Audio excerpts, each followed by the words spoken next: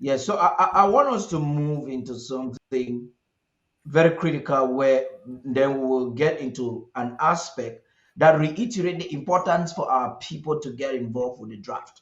And this has to do with Chantal Biya's involvement and how she finds herself entangled with Glencore and the fraud that is in Glencore. Now, we have seen reports out there, a certain director of Chantal Biya's company, that's Tradex. We know that she is the main shareholder and probably owner of Tradex. It's really a question how a lady that was probably a call girl was invited into a party and then got married and is owning a multi-million dollar industry like that. Well, that aside, it's a discussion for another day. But this Chantal Biya, a director involved, how can a director of Tradex, which means that Tradex as an institution is also involved in Cameroon's fraud that has to do with petroleum. Uh, where we need to come in there because we have a great interest in that Glencore fraud in Cameroon because they're exploiting our fuel. Where I'd like us to come in there is could Chantal Biya's involvement be because when you put in one and two now, Muna has been crying. We know he has political power, and he feels that pressing on this can create pressure in Yaoundé and can give him leverage to win some trust so he can become president in Yaoundé. He can replace Biya in it today. As we're looking at the stakes involved, could this be one of the reasons for the delay? Where Cameroon is not even willing to prosecute those who participated fraudulently with Glencore because apparently Madam First Lady can be entangled in that fraud. I'll begin with you, Barrister Fo. Paddy, I don't believe that the British court will yield to the caprices of African dictators and their wives. No, I think that there is a reason for that adjournment for 2 years. The British are not stupid. The British know that the subject matter is in the southern Cameroons and Bazonia. That court knows where the petroleum is coming from, where the stealing of the petrol is coming from. Cameroon is exploiting petroleum in the territory of the southern Cameroons and Bazonia. I think, from my understanding, I think that it is a way of giving an opportunity for other parties to be heard. And I was thinking, I have discussed it very sparingly with Barrister Mbeseha, that is there any possibility that we can file an interpleader to join that matter in London? Because the subject matter, the corpus delicti is coming from the southern Cameroons. Given the stakes on the ground, I don't know. I think I'm not going to discuss it now, but I think that Barrister Mbeseha, myself, and Barrister Ghana, we will have to make a concerted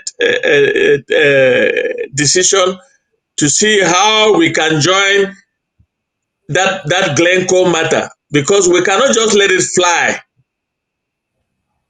We cannot just let it fly. The question is, I know everybody will be asking, you'll be joining as what?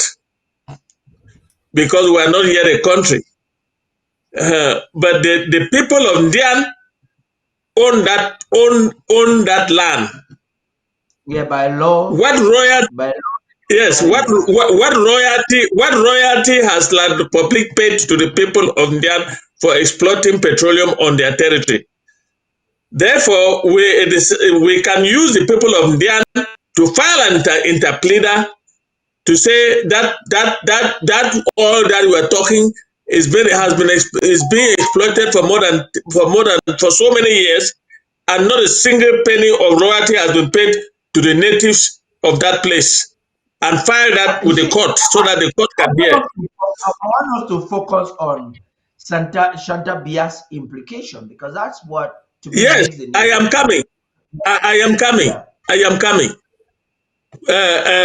Tradex that I used to know, Tradex was first a government corporation. I don't know how it ended up in the hands of Chantal Biya. If we're talking about Tradex being involved in the Glencore case, let's say that it is that Chantal Biya is a major shareholder in Tradex. Now, I'm not aware, but if that is the case, we cannot sue Tradex in Cameroon. We will have to join Tradex with Glencore and proceed in that English court because a thief that steals your thing and starts dividing it, all those who are receiving portions of that will are as guilty as the thief himself. So we'll be joining. That's my thinking. We'll have to join Tradex. We'll have to join Tradex and get to that court in England and see if we can be heard. Okay. Again, Barrister Mbeseha, let me come to you there now. I am thinking, if I'm reading the story, that this Seda man who was director of Tradex and that for long Cameroon has not been responsive to implicate or to talk about those who have been involved in the Glencore fraud. I would think he is being victimized so that the association as a whole, like the same thing they did to Moja Moja when they were anticipating war crimes against their proxy, they had to start arresting people like the Moja Mojas.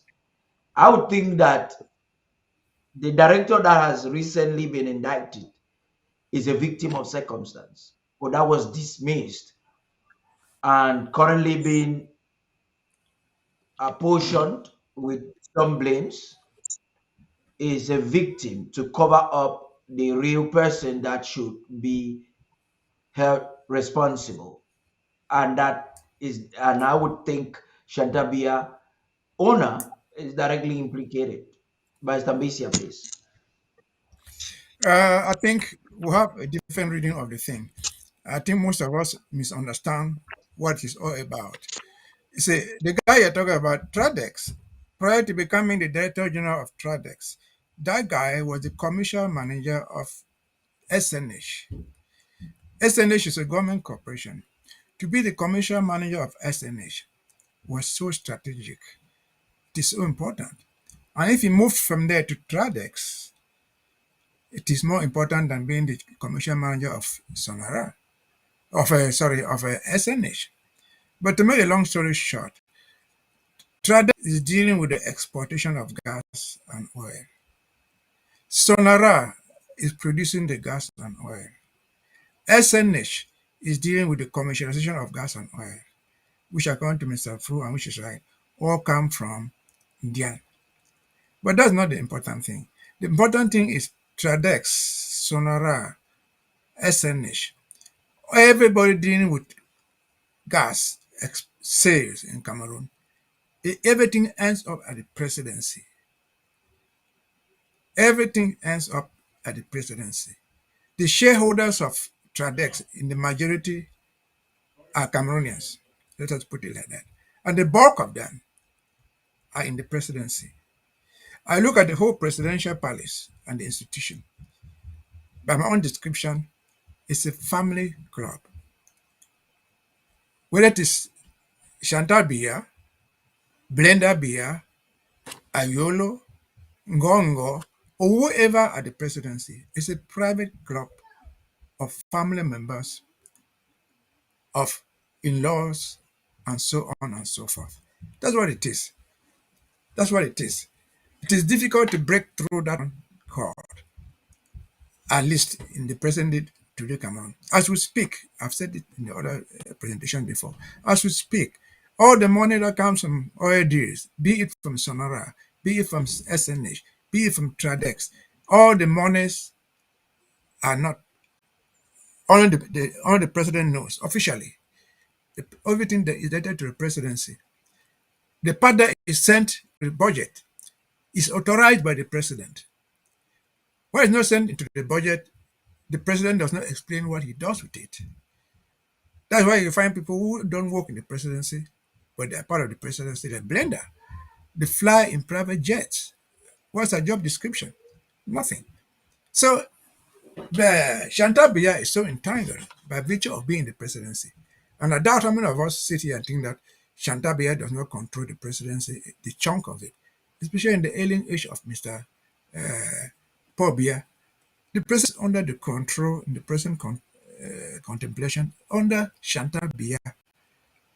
And so they control that thing. I remember in one of the videos, Mr. Akeremuna said that he had gone to Sonara to ask about the dossier for this Glencore.